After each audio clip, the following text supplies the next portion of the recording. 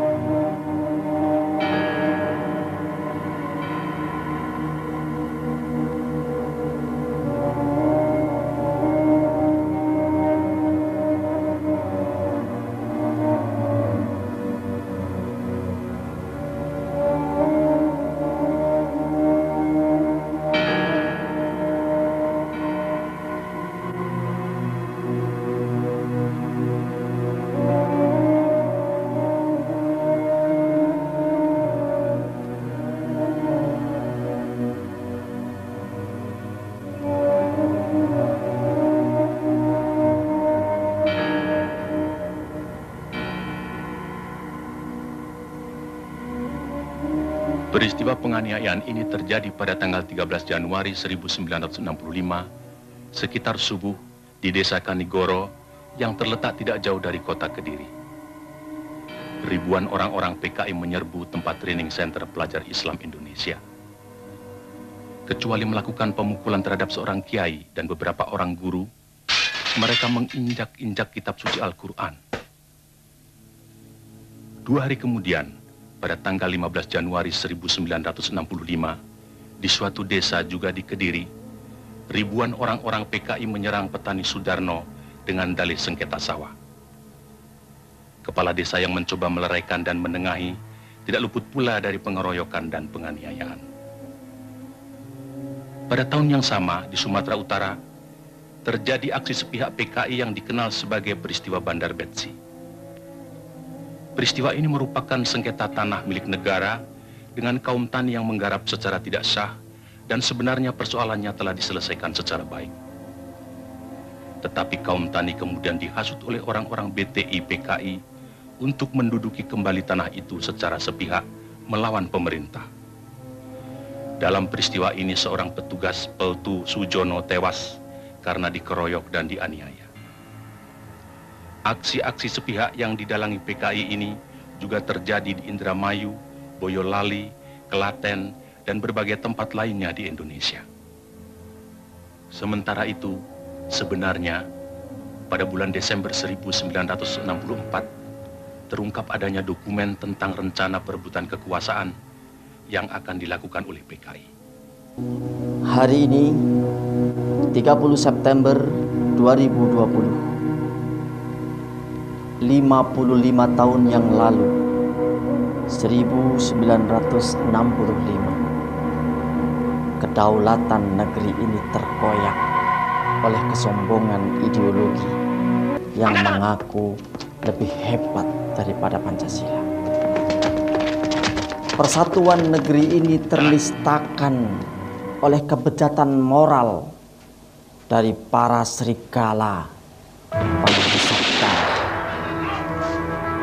G30 SPKI terpatri kuat di memori sejarah bangsa kita.